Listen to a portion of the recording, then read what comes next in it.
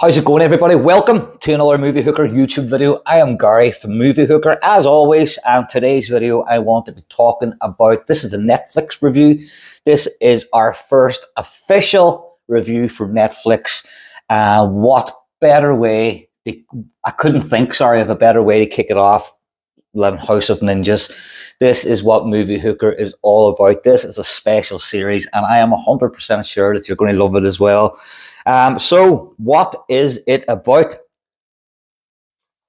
House of Ninjas is about a dysfunctional family that run like a sake distillery or brewery.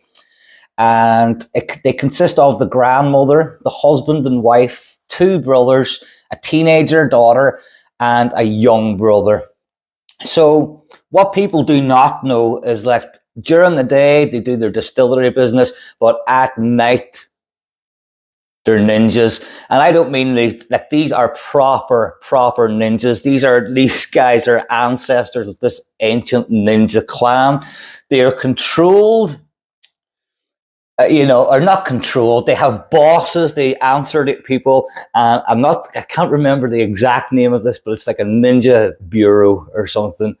So they call on this family of ninjas when there's violence and mayhem happening that not the normal human being can sort out. So they call in the ninjas. The ninjas sneak into the shadows, do their ninja shinobi stuff, and sneak out. No one knows they're there. A cleaning team then comes in and erases all evidence that they even were there.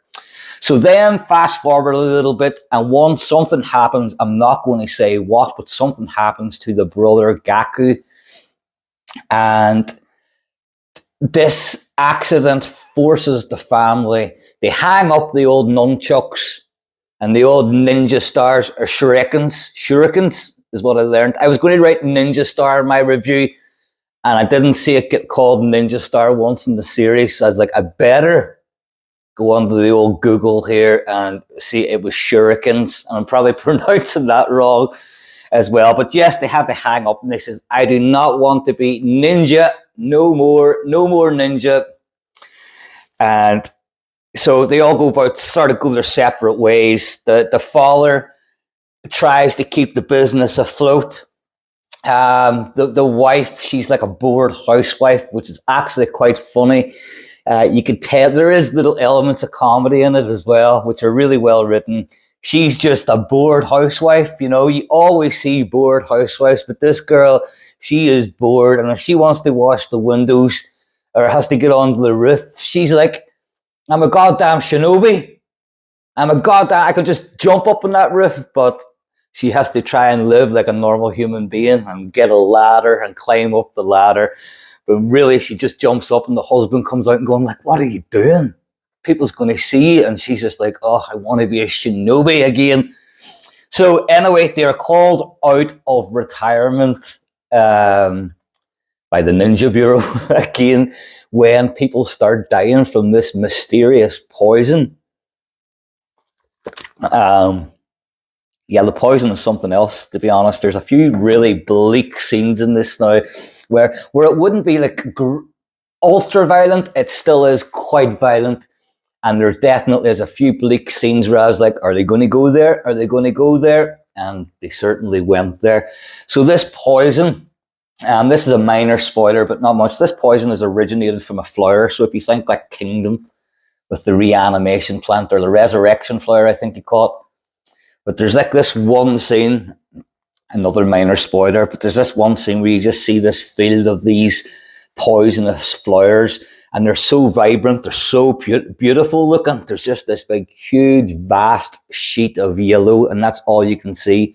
And then you realize that there's all these people in hazmat suits, all these men or women in hazmat suits in this field also. So you get to realize how contagious, this flower actually is.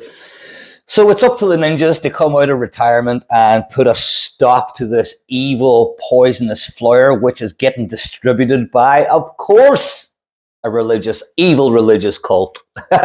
So, right, the points I wanted to make on this, what was I going to say at the start? Right, when I heard it was about ninjas, now I know my ninja. Do not challenge me on ninja films because I grew up on ninja stuff with my grandmother. But as much as I do know about ninja films, it does not come close, nowhere close to my knowledge, my ninja shinobi knowledge of Tenchu Stealth Assassin or Shinobi, the games, especially Tenchu Stealth Assassin. I absolutely loved it. I loved the movement. And that's what I sort of based everything on, was just the silence, the silence and the shadows is a good way to put it. The movement as well, the way that they crouched out and they run. And within 2 minutes of this series, I was like, man, they got it. Every single thing that I wanted in a ninja series was confirmed within the first couple of minutes. And so,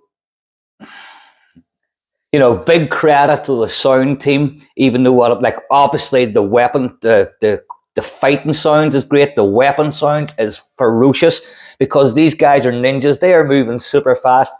The weapon sounds, when the two swords are clashing together, you never really get to hear just that fine tuning of the power of these two swords going together. And you hear it and you really feel, holy, they are going hard together.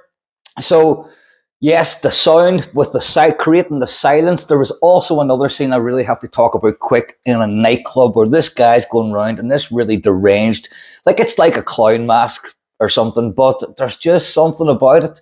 The guy's sitting there in this nightclub, packed nightclub, and he's just looking, he's wearing a big trench coat and this clown mask thing. And then he just starts going around the nightclub stabbing people, but he's doing it that fast. Everybody's enjoying themselves. Nobody has a clue that this guy is going around mass stabbing people. So the guy Haru, who is like the fucking middle ninja, starts seeing him and he's got his mask and stuff on. But these two guys start fighting in the nightclub and no one knows they're fighting. And I was like, I actually had to pause it at that minute and just go, holy, this is phenomenal. It's exactly like they're fighting and no one knows. That is how silent these guys are. And it was just, yeah, I absolutely loved it. So before I wrap things up, I wanted to touch on the director, Dave Boyle, which was one of the first things that drawn me to watch this. It was just a Japanese production written and co-created by a guy called Dave Boyle. And I was like, well, I could be wrong. This could be like a modern ninja, but Dave Boyle does not sound like a Japanese or a ninja name to me. Who is Dave Boyle and how is he able to write such an epic Japanese story steeped in history, set also in a place in Japan where there was a large battle? I've read all the production notes, but anyway, I'm getting sidetracked again. Dave Boyle, once I went on the IMDb before I read the production notes, I noticed straight away that he was the writer of The Man from Reno, I think, and that was a 2015 movie that I really enjoyed. It was a cross-production between Japan and the US. So as soon as I seen that, I was like, okay, so this guy knows how to write. And he's already sort of made a cross-production with Japan and United States with The Man from Reno. And so it was created, I'm going to mess this guys up, Kento Kaku or Kaku Kento. I've got the names either back to front, but I'm very, very sorry. But this guy created it. He also plays Haru in the series. This guy created it along with two other people and then gave it to Dave Boyle. And Dave Boyle, as I said in my review, added the shinobi sauce to it, but he really did add, he used a